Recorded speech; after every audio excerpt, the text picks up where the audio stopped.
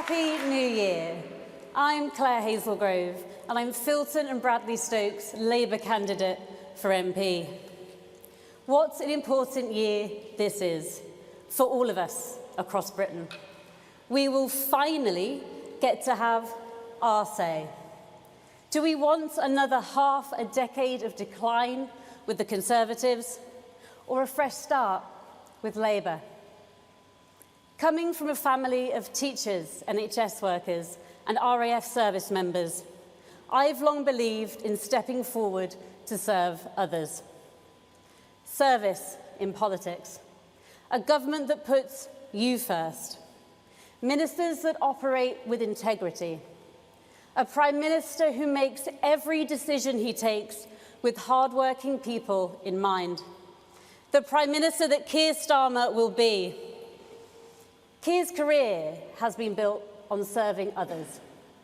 And he hasn't just delivered that service, but he has created the change needed to make sure it's lasting.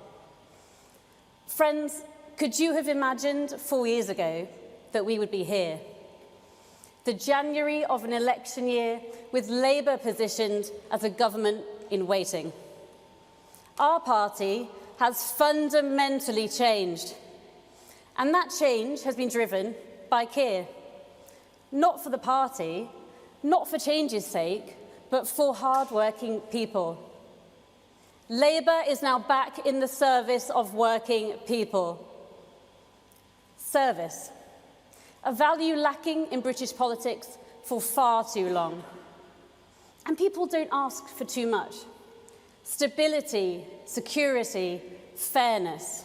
Knowing that if we work hard, then we should have the same chance as anyone else to fulfil our potential. That we'll be able to provide for our families through good wages earned from decent jobs, to enjoy life and give back in our own way. But after 14 years of Conservative government, that's no longer guaranteed. With waiting lists up, crime up, and the cost of living still going up, simple things are much harder than they should be. This year, you can choose a better way. I know it doesn't always feel like this when you're up against so much. But with the election around the corner, you have the power to change things for the better. You can choose to tell this failed and out-of-touch Conservative government that they've had 14 years of chances. Now, it'll take time to deliver the scale of the change that Britain needs. But by voting Labour, you will have a government on your side again. A government that believes in politics as a force for good. A mission-led Labour government focused relentlessly on improving the lives of working people and their families. But one thing we can be sure of is that if we don't vote for change, it won't happen. So in 2024, no matter how you voted before, I ask you to look again at Labour.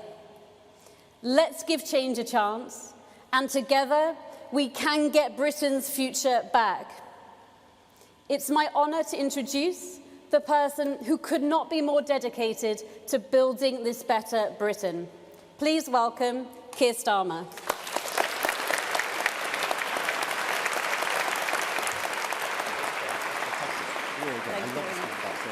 Thank you, Neil. I appreciate it.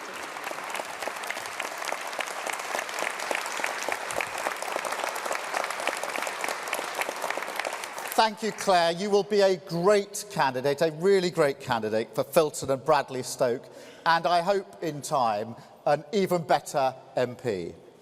And it's great to be here again, looking at the next generation of aircraft wings. You can see some of the instruments behind me. This is the third time, and I love it, and it features pretty heavily in quite a number of my speeches. But look, on behalf of the Labour Party, thank you for being here this morning, and Happy New Year. Now, as a politician, you've got to be a bit careful with these New Year messages. We'll all remember Boris Johnson's prediction of a fantastic year ahead. That was 2020. And then last year, I stuck my neck out and occasionally predicted glory for Arsenal. So I'll pass on that one today. But look, there is one thing that we can be sure is coming this year, and I'm ready for it. The thought of millions of people right across our country putting a cross on that ballot paper. It's what we've been waiting for, preparing for, fighting for, a year of choice, a chance to change Britain, a clock that is ticking on this government.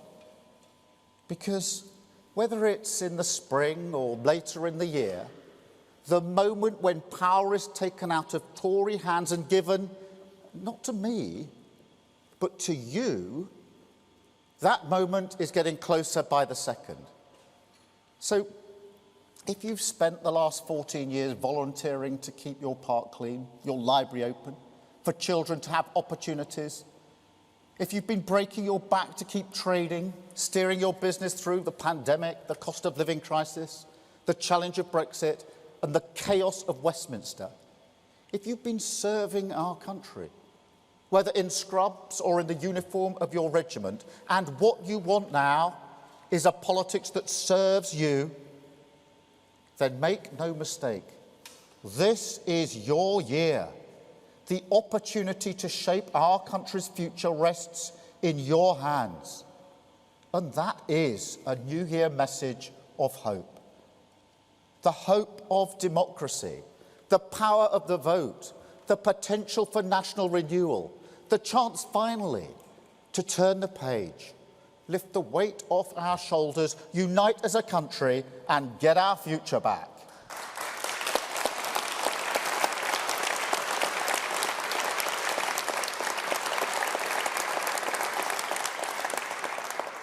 For 4 years I've been working for this. 4 years working for the chance to tilt this country firmly and decisively back towards the interests of working people. It's been a long, hard slog. And I won't lie, I've hated the futility of opposition, the powerlessness and, yes, the pain that comes from watching the Tories drive the country I love into the rocks of decline. I didn't come into politics for that. I didn't expect a front row seat on this Tory performance art, a song and dance for your political attention, because they find performing so much easier than the hard graft of practical achievement. No. I came into politics to serve, to get things done, to strive each and every day to make a difference to the lives of working people. That's what gets me up in the morning. And if you can put aside the reality of Westminster just for a moment, it's why I still believe in politics. I had a long career before this at the Crown Prosecution Service, as a human rights lawyer, in my work with the Police Service of Northern Ireland.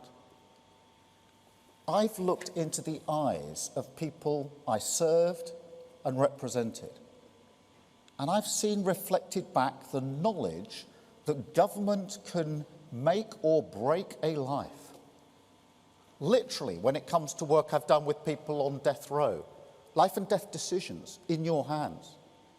Now, there's a pressure with that, of course there is. But that's the responsibility of justice and public service.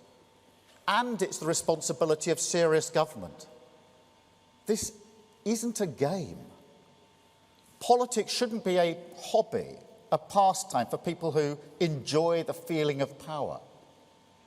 And nor should it be a sermon from on high, a self-regarding lecture, vanity dressed up as virtue.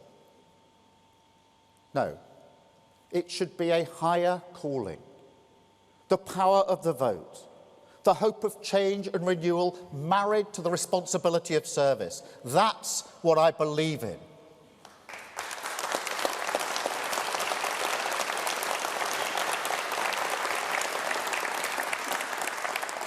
And yes, I believe it's still the best way to change our country for the better. Its success or failure is written into the walls of every community in this country. The hospital your children were born in, the home you live in, the wage in your pocket, the opportunities in your town, the sense of pride or unease when you walk down your street. That's all politics. So this year at the general election, against the tide of cynicism in Westminster, the gauntlet of fear the Tories will unleash, and most of all, the understandable despair of a downtrodden country, I will ask the British people to believe in it again.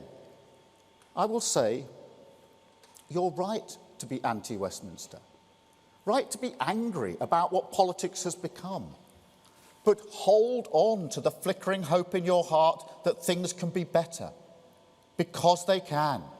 You can choose it. You can choose the hope of national renewal, the responsibility of service, what politics can and should be, and you can reject the pointless populist gestures, the low-road cynicism that the Tories believe is all you deserve.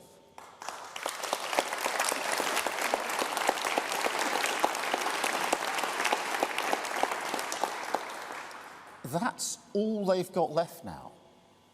After 14 years, with nothing good to show, no practical achievements to point towards, no purpose beyond the fight to save their own skins, this is their only project. They can't change Britain, so they will try to undermine the possibility of change itself, take Britain down to their level, kick the hope out of all of us. But I believe in this country. I believe in its spirit. I believe in its people, its businesses, its communities.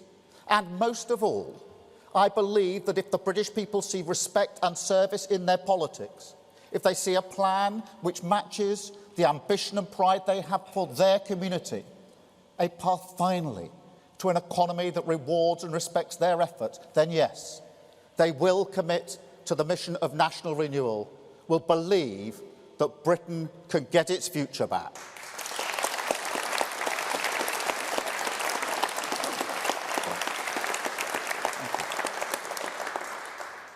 But I'm under no illusions. This is a huge test. We're trying not just to defeat the Tories, but to defeat their entire way of doing politics. A mindset that seeks out any differences between the people of this country and, like weeds between the paving stones, will pull apart the cracks so ultimately they can divide and rule. I have to warn you, they will leave no stone unturned this year. Every opportunity for division will be exploited for political potential. That's a given. But do not doubt for a second that we're ready for it. Do not doubt that we will show the British people that the real risk is 5 more years of a Tory government that will be even more entitled, even more self-serving, even more complacent, that your vote can be taken for granted.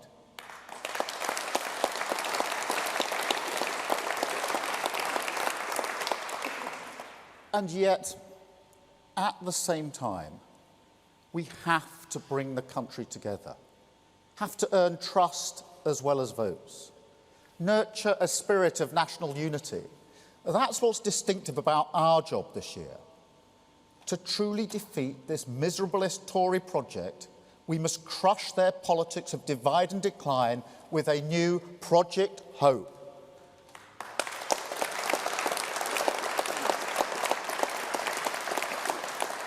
Not a grandiose utopian hope, not the hope of the easy answer, the quick fix, the miracle cure.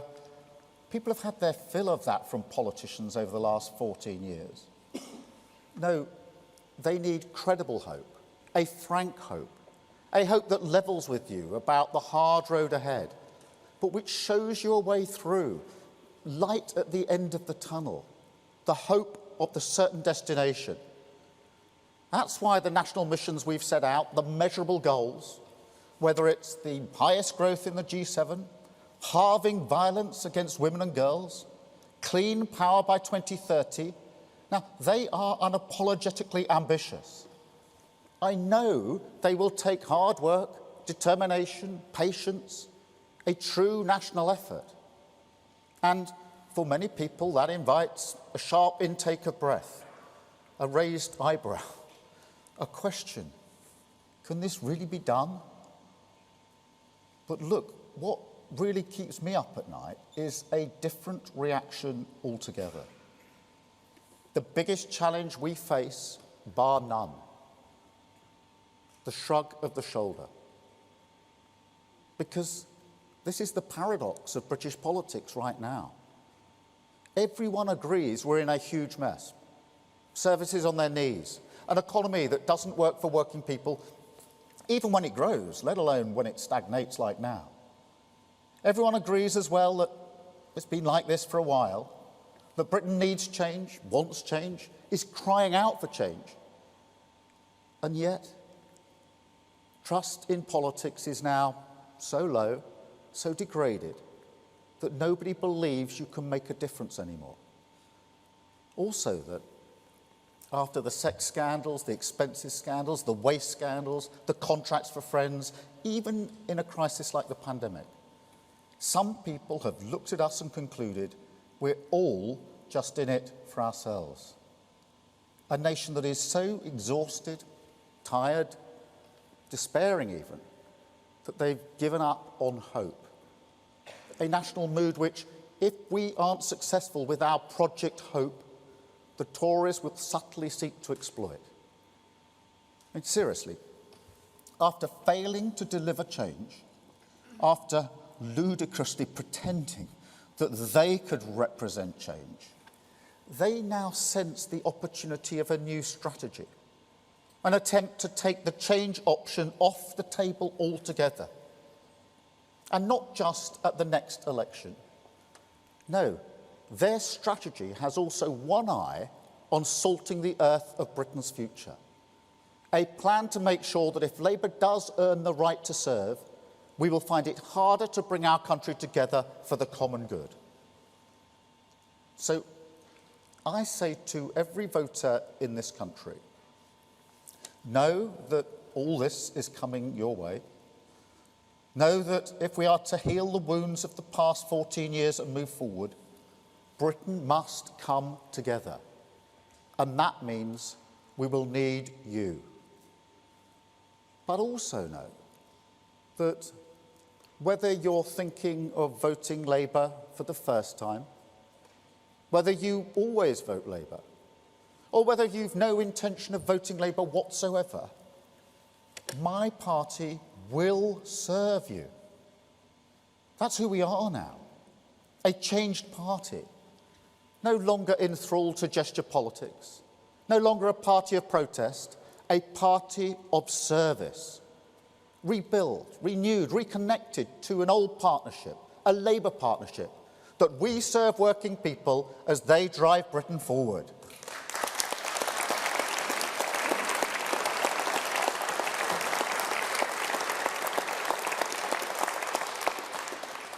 So this is what I promise, my side of the deal. The answer to the question, why Labour?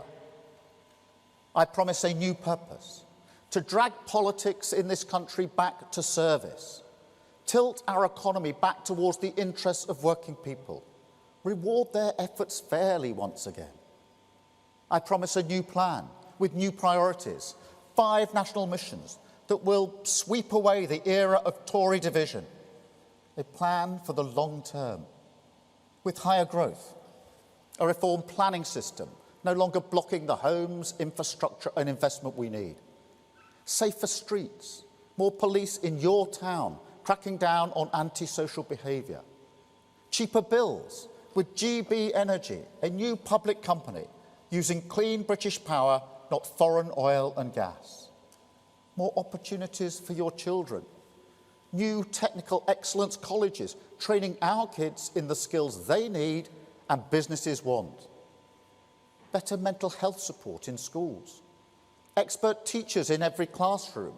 paid for by removing tax breaks on private schools. And our NHS back on its feet with a plan to cut the waiting lists, paid for by removing the non-dom tax status. 2 million more appointments every year in an NHS clearing the backlog 7 days a week.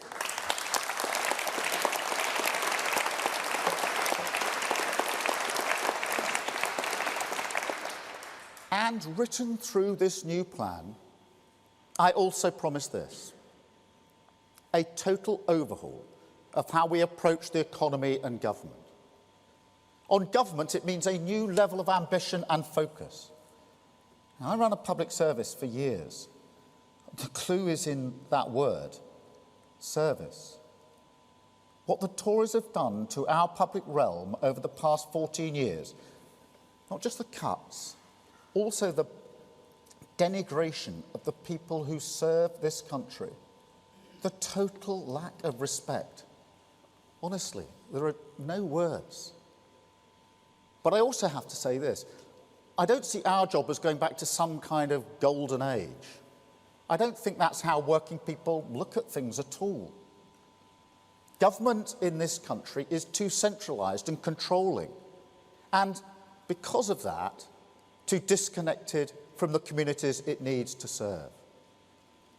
And yet, despite hoarding all that power, it also lacks ambition, a view of the potential of government that is content just to mop up problems after the fact, armed only with a big state chequebook. We have got to change this. It is vital for taking on the profound challenges of our era: the rising geopolitical temperature, climate change, terrorism, securing our borders, the revolutions in science, energy, technology that are reshaping everything we know about our world. So I promise this: a new mindset, mission government, an understanding at the core of everything we do that it is our job to tackle tomorrow's challenges today.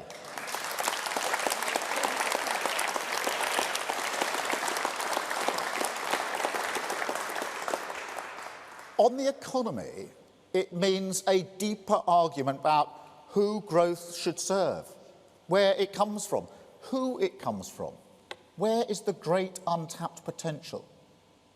And the answer to every one of those questions, the Labour answer: working people, communities casually ignored and disregarded, passed over as sources of economic dynamism, subjected to the Tory argument that thinks growth comes from driving down their wages and security, while they in turn should be grateful for anything handed down from those at the top. You know, I've read that the Tories want to fight the election on this terrain, that they think their economic comfort zone still has some purchase. But let me tell you, what used to be their strength is now their weakness. The so-called party of business, which now hates business, that boasts about tax cuts while raising taxes higher than at any time since the war. That claim, even now, to be the party of sound finance, but that crashed the economy and made you pay.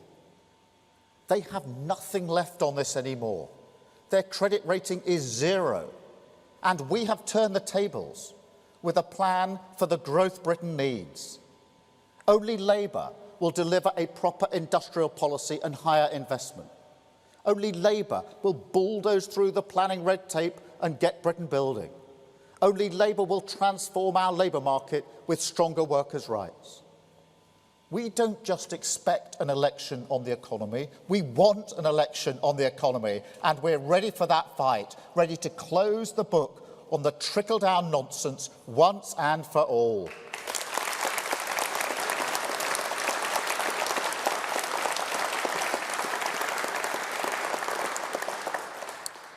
And finally, I promise this: a determination to bring our country together, not exploit its divisions. an understanding that Britain's standing in the world can never be taken for granted, and a politics of respect and service that shows zero tolerance towards the darker side of Westminster. Now, don't get me wrong, there are good people in Westminster, people who love their country and want to change it for the better. And yet, a basic principle of any organisation I've worked in outside of politics, that you should follow the rules you set for others, uphold the values you advocate. This just doesn't seem to be followed or understood in Westminster.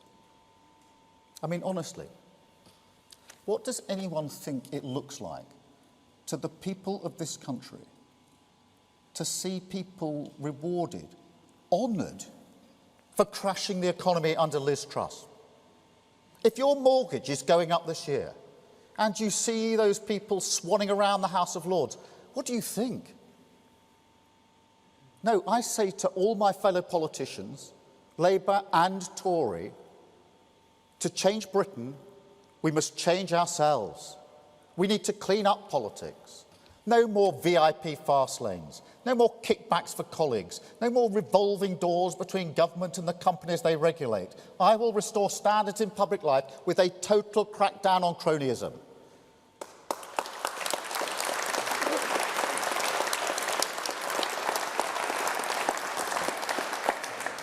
I've put expense-cheap politicians in jail before, and I didn't care if they were Labour or Tory.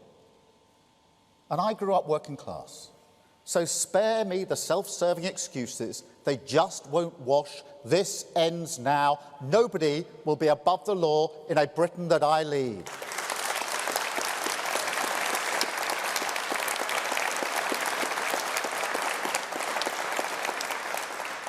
But with respect and service, I also promise this: a politics that treads a little lighter on all of our lives.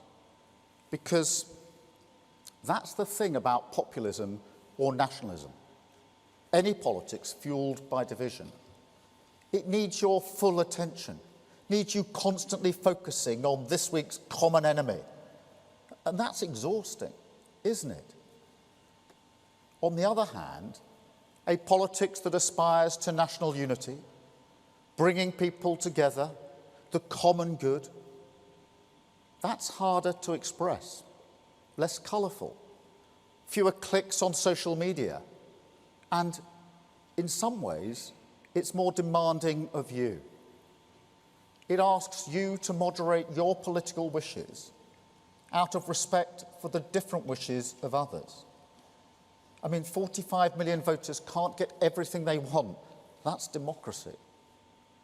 So no matter the road the Tories take this year, I believe that if people see the commitment to service is always there in politics, if they can see that people in power respect their concerns, then I think a lot of people across the country, after everything we've been through in the last 14 years, will find some hope in that.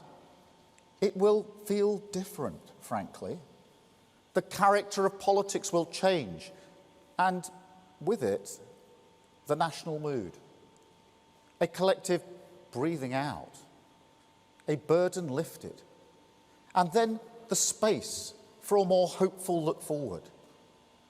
Because the truth is, it's this kind of politics, and only this kind of politics, that can offer real change. The energy needed for divisive politics is a distraction. You can see that with the SNP in Scotland, or the Tories here in England. And I learnt this firsthand in Northern Ireland. Before the police service of Northern Ireland was set up, the idea that the nationalist community would buy into it in any way was utterly unthinkable. Now, there's always more work to do on that. Peace in Northern Ireland has to be won every day. And yet, with patient listening, with determination, with the people of Northern Ireland coming together, not only with those different to them, not only with those who disagreed with them, but even with those who took up arms against them. The unthinkable happened. Catholic men and women did step up to serve. So don't listen to the siren voices that say we can't change Britain. We can and we will. Don't listen when they say we're all the same. We're not and we never will be. And don't listen when they say politics makes no difference, because it does. If you can't get an affordable home in your town, but with Labour you can, that's a difference worth fighting for. If you can't get a job with regular hours that will let you look after your family, but with Labour you can, that's a difference worth fighting for. If you're a care worker who saved lives during the pandemic and has been rewarded with poverty wages, but with Labour you can get a fair pay agreement, that's a difference worth fighting for.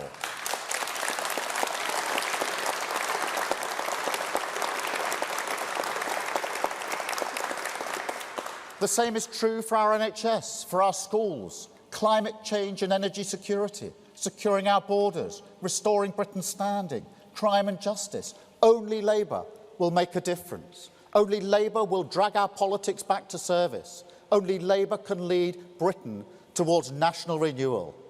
And you have the power to vote for it. A party of service with a plan versus a party with nothing to offer because it only cares about itself. Hope or cynicism? A new politics or the same old Westminster? Continued decline with the Tories or national renewal with Labour?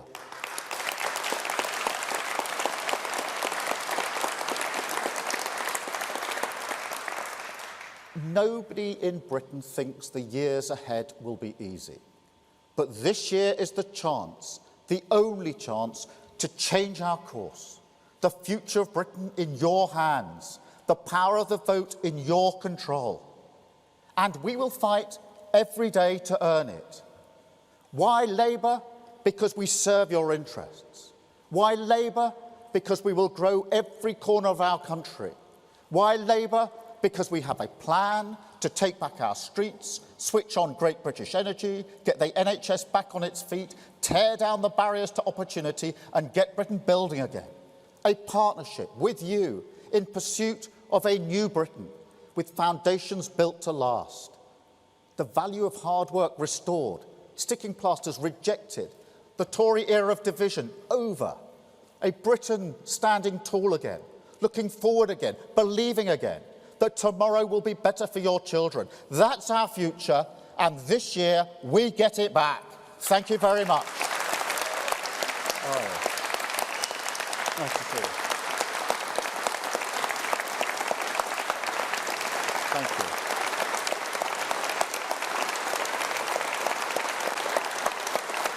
Thank you very much.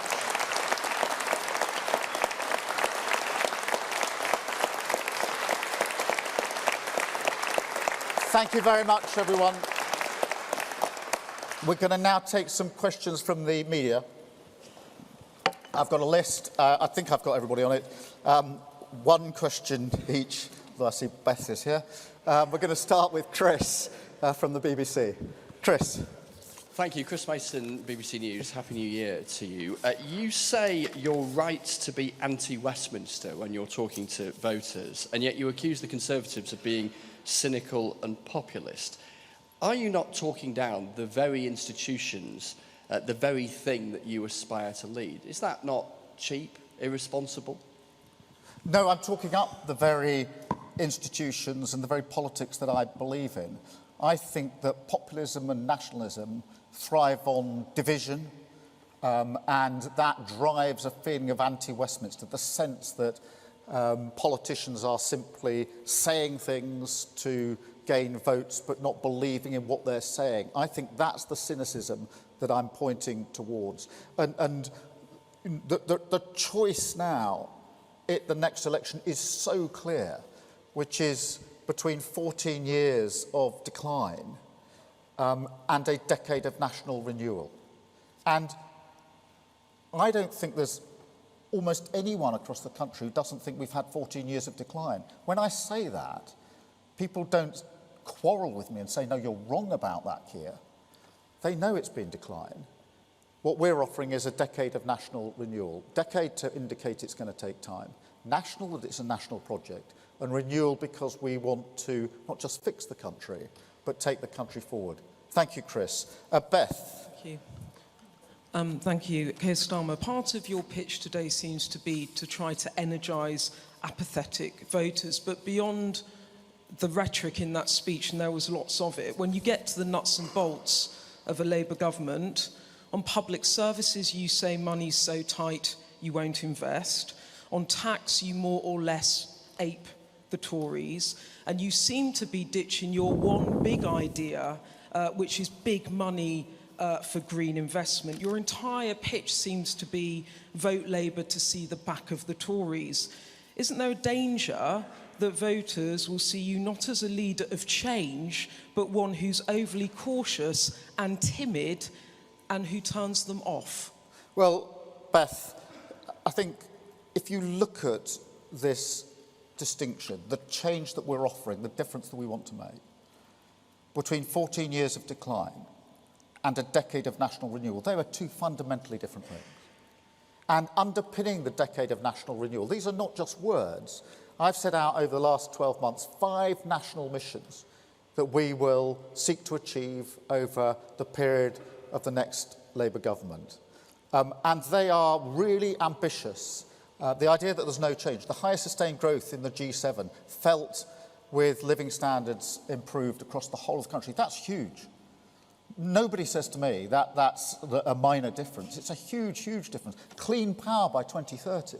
There'll be lower bills, energy security, the next generation of jobs. Nobody says to me that's no different to the Tories. They say, how are you going to achieve it? When we say we want safer streets, within which we are committing to halving violence against women and girls, no government or opposition has ever committed to that before. And I know from my work as Chief Prosecutor just how hard that is. Nobody says to me that's no difference. If it's the opportunities that our children need, the skills they need, nobody says that's no different. And whether it's the NHS that is, not just on its knees, on its face at the moment, being picked up and made fit for the future, nobody says to me that's no different. These are huge, fundamental differences. And the power this year is with the voters to vote for that change. So I think there's a huge, clear distinction here. We've set out our case in terms. It is very clearly the risk of going on with 14 more years of this decline, or turning our face to the task of national renewal. And that, I think, is a fundamental difference in politics. Thank you, Beth. Anushka. Anushka Stana, ITV News. Keir Starmer, you say you want to fight this election on the economy. This week, your party slammed the government for raising taxes, including freezing income tax thresholds. If you don't want voters to be cynical, then level with them. If you win power, will you unfreeze income tax thresholds? Well, Anushka, look, starting from fundamental principles on this, I do want more people to have more money in their pocket. That's a fundamental principle that we start with. Now, the question is, how do we get to that? And I'm challenged on tax all of the time. The first lever that we want to pull, the first place we will go, is growth in our economy. Because that's what's been missing for 14 years. Without growth, we won't have the money to run our public services, to provide what is desperately needed. So that's why we've put all of our focus on growth and on the economy. Now, where we are going to make adjustments to tax, we've been really clear about what that looks like. So we've said what we're going to do with VAT on private schools, the non-dom status, the loopholes that we have. So where we are making adjustments, we've been very, very clear about it. And as Pat McFadden said this morning on the media, any tax cuts have to be fair and affordable, and we have to be realistic about that. But I think the place to go is to growth on this. But the idea, frankly, that the Tories can lecture anybody about tax cuts or tax rises is now ludicrous.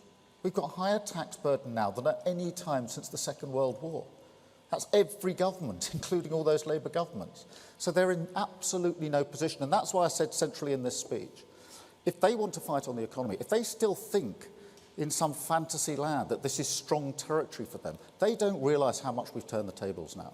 They don't realise just how poor a card that is for them to play. Thank you, Anushka. Can I go to Paul, Channel 4? It's Keir, Paul McNamara, Channel 4 News. Where's your jacket? Another glitter incident? Sorry, wrong question. Don't tempt fate. Look, John Crudder said he doesn't know what a Keir Starmer government would stand for. The same comes up time and time again in focus groups. Now, I know your team says you've got lots of policies, you've got 2 pages of them, but if 2 years in, both Labour policy chiefs, former or whatever, and voters don't know what a Keir Starmer government would stand for, what is it you are getting wrong? Well, Paul, thank you for the question. Last year, I set out in more detail than I think any opposition leader has ever set out before, the 5 driving missions of the next Labour government. And I've just been through them. That higher growth, high sustained growth in the G7. There's no lack of clarity there. It's very clear what that means, measured in living standards across the whole country.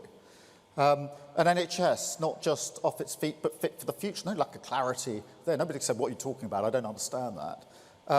The opportunities that children and young people need for the skills they need for their life and the work they're actually going to do. You can't say, well, that's a bit ambiguous, I don't understand that. Safe streets, halving violence against women and girls. What's ambiguous or unclear about that? And so, and clean power by 2030, this idea of ensuring we have lower bills, energy security, and the next generation of jobs. There's no lack of clarity there. So I believe firmly that we've set out precisely what we're going to do. I've also said that these will be our priority.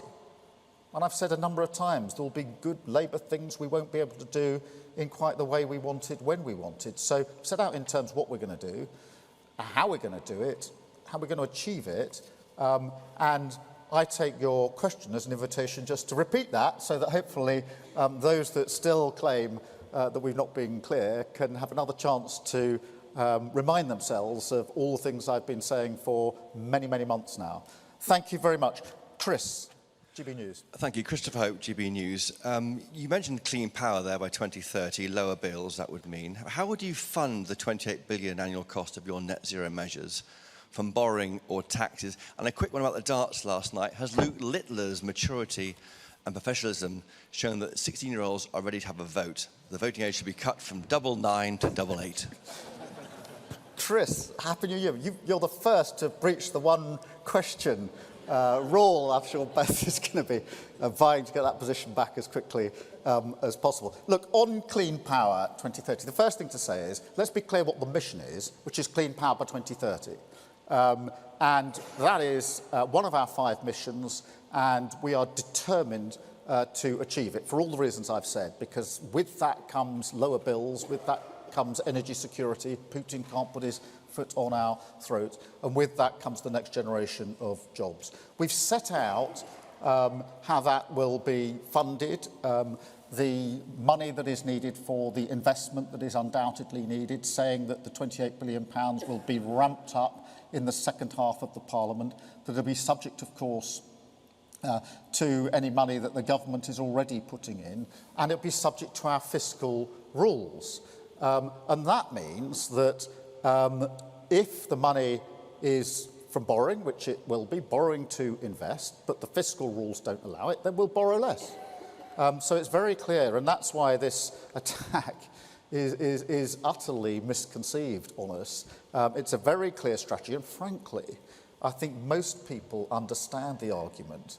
It's an everyday argument that you have to invest in the future, and that's what we will do. It's the lack of investment, the lack of long-term thinking that has put us in the position we're in now. We're more exposed on the international market when it comes to energy than many other countries. Why? Because the government never took long-term decisions. I'm not prepared for an incoming Labour government to make that mistake.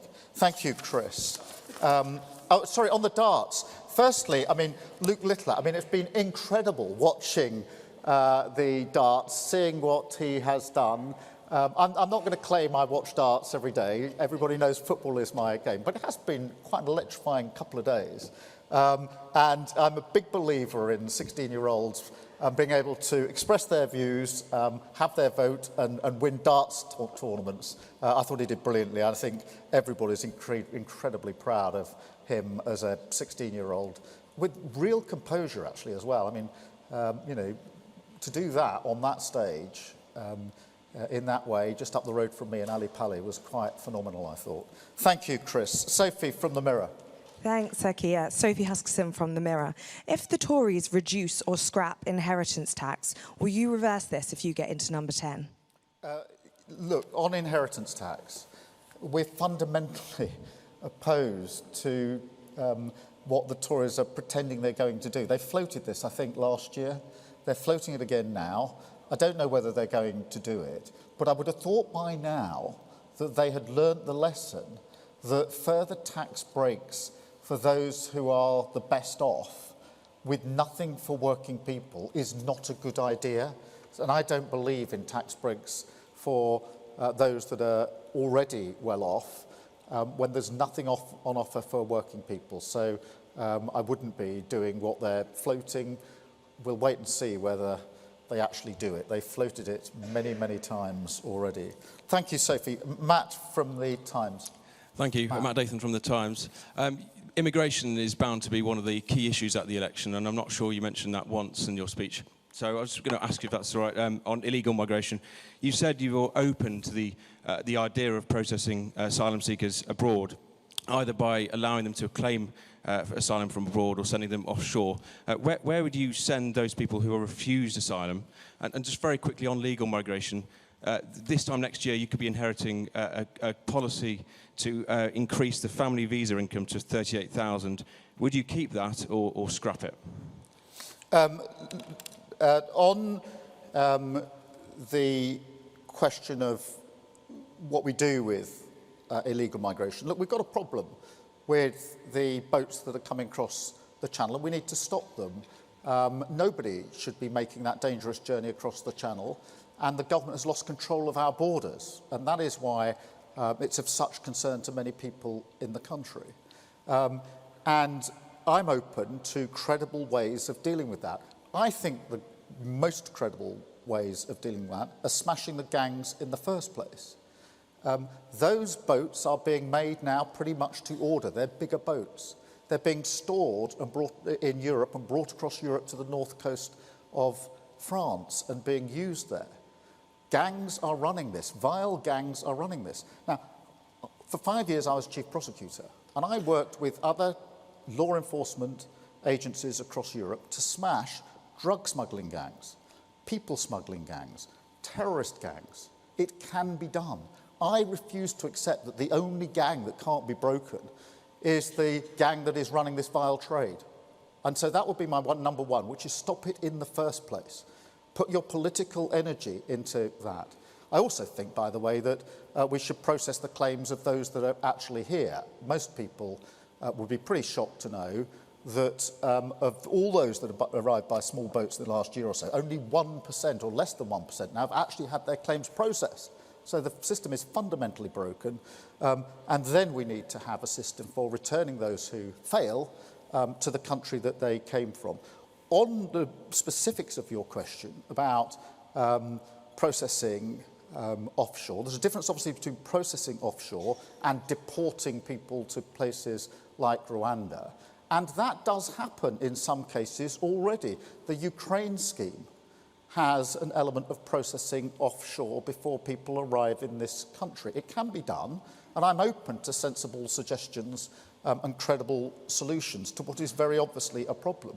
But I've simply refused to back down from my central proposition that I do not accept that you can smash drug gangs, terrorist gangs, people smuggling gangs, but somehow everybody does not think you can smash the gangs that are running this foul trade in the first place. I'll never accept that.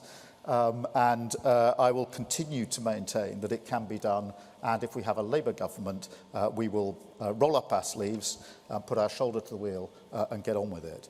In terms of the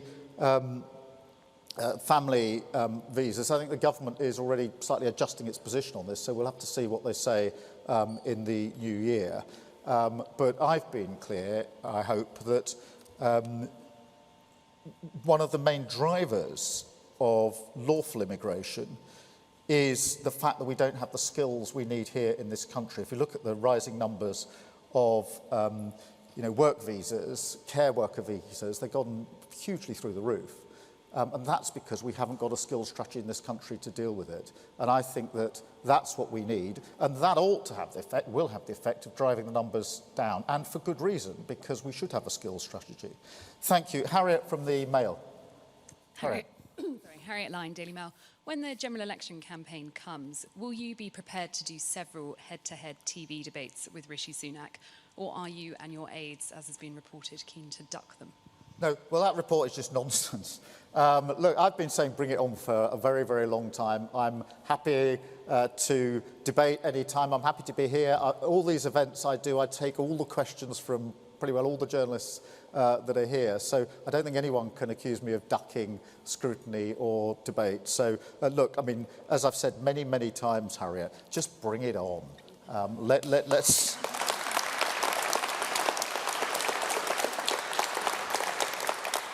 Chloe at the Eye. Chloe. Thank you. Just to go back to your earlier answer on income tax, you're attacking the Tories for frozen income tax thresholds, but saying Labour will not set out any changes to personal taxes until we see economic growth. Is that correct? And if so, what level of growth are we talking? What I've said, Chloe, is that I think that before we get to the question of tax, we've got to grow the economy. And I know that that may be slightly different to what some Labour leaders have said in the past, that we've gone traditionally to spend or tax. I think we've got to grow the economy, and it's got to be measured in living standards across the country. I'm not going to put a percentage on that. We desperately need to turn this situation around because the economy has been flat for 14 years. That means people's wages have not risen significantly for 14 years, and everybody is feeling the pinch on the cost of living crisis. So before we even get to the question of tax, we've got to deal with the economy. Now, that's not to say there won't be changes to tax, but where there are to be changes for tax, we'll set them out, as we have done in the examples I gave earlier. Obviously, we've got at least another fiscal event before the election. We need to see what the situation is there. But in principle, I do want to see lower taxes on working people. I want people to have more money in their pocket. But the first lever that we will pull is the growth lever, because in the end, that's the only way to get the money that we need to fund our public services. Steph at the Express. Thank you. Steph Spiro from the Daily Express. You have been on a journey over trans rights. So are single-sex spaces 100% guaranteed under a Labour government? Yes. And I've been really clear and unwavering on this. From my time as Chief Prosecutor, I worked with a whole bunch of people on violence against women and girls, and saw and know myself from my own observations just how important it is. So that's never been an issue for me. I was persuaded of that many, many years ago now. I was doing that work in 2008 to 2013. Thank you very much. Jim from the FT. Jim Pickard, Financial Times. You've been very clear that you believe the Green Prosperity Plan is an investment in the future.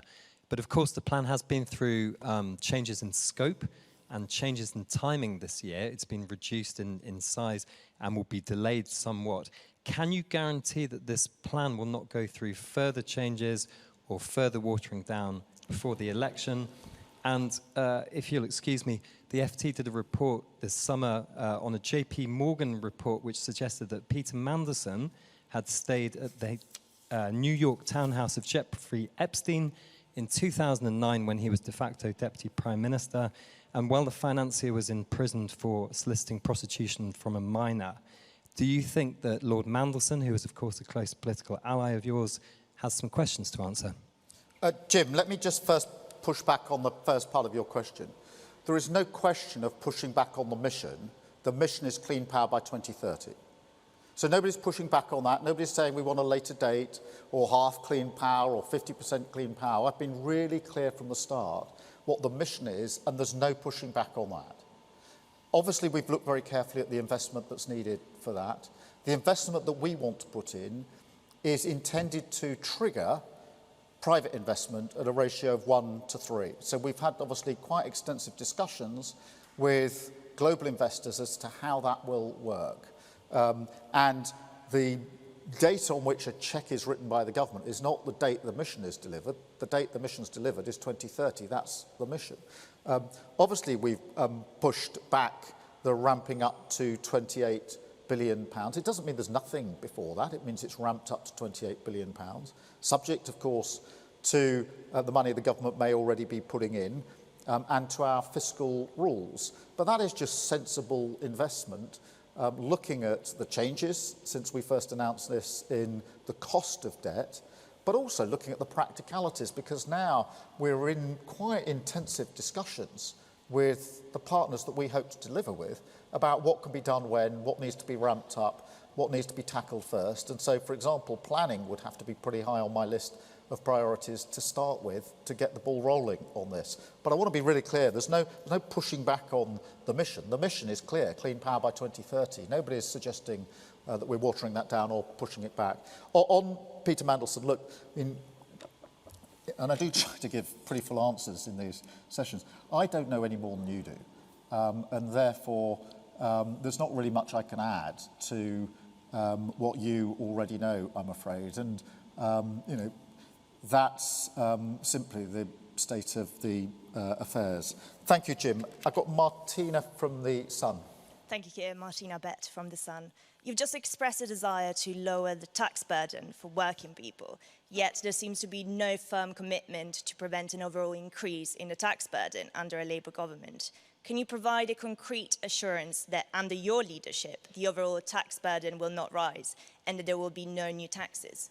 Well, so far as new taxes are concerned, we have actually set out a number of areas where we will increase taxes. So VAT on private schools is one, ending the non-dom tax status is another, closing some of the loopholes in our system.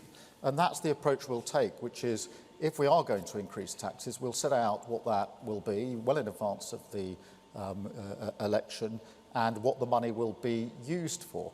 But when the burden, the tax burden is the highest it's been since the Second World War, then I don't see the way forward as increasing that burden, save in those express areas where we've said so. I do want the burden on working people to come down, but any tax adjustments have to be fair and they have to be affordable. And that's the difference between us and the government. Fair and affordable is the rule. But I go back to my central point, Martina, which is that in the end, we can argue about tax and spend all day long.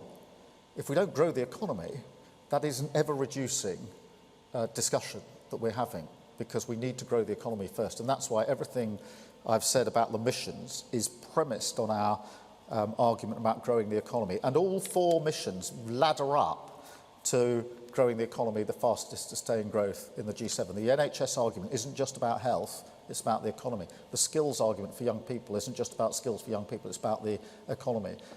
Safe streets is not just about safe streets, it's about safe places for our businesses to thrive on their high streets. That's about the economy. And clean power is to answer one of the single problems that almost every business tells me, which is my energy costs are through the roof and I can't afford it. And you need to do something to help me. So all of those ladder up to that. Thank you, Martina. I've got Amy from The Telegraph. Thanks, Keir. Amy Gibbons from The Telegraph. You've been very critical of the Tory tax burden, as we've just heard. So what is more of a priority for you, cutting personal taxes or business taxes? Amy, I'm not sure I can improve much on the answer I've given 2 or 3 times now. In the end, the focus has to be on growth. And I know the government is floating, tax cuts. This is what Liz Truss did. She floated tax cuts that were uncosted. And it crashed the economy. And working people are paying. They're paying more in their bills, paying more in their mortgages, even now. And so she's now rewarding, or the government's now rewarding, through honours, the people who broke the economy, for which working people who are watching this are still paying the price. I will never let a Labour government ever do that to working people. This isn't just an issue about going into the election with tactical positioning. I will never let a Labour government do what Liz Truss has done to working people. Absolutely not. And that's why we've been so clear, careful if you like, cautious if you like, about the stability and the sort of fundamental rock that we need in our economy. Because that, as I said in the speech, what on earth are people supposed to think when they are paying more money every month on their mortgage, sometimes hundreds of pounds each and every month, and they look at the television screen and see the architects of their misfortune swanning around the House of Lords? You will never get that from a Labour government. Thank you all very much indeed. Thank you. Now, coming off here. I think we're next door.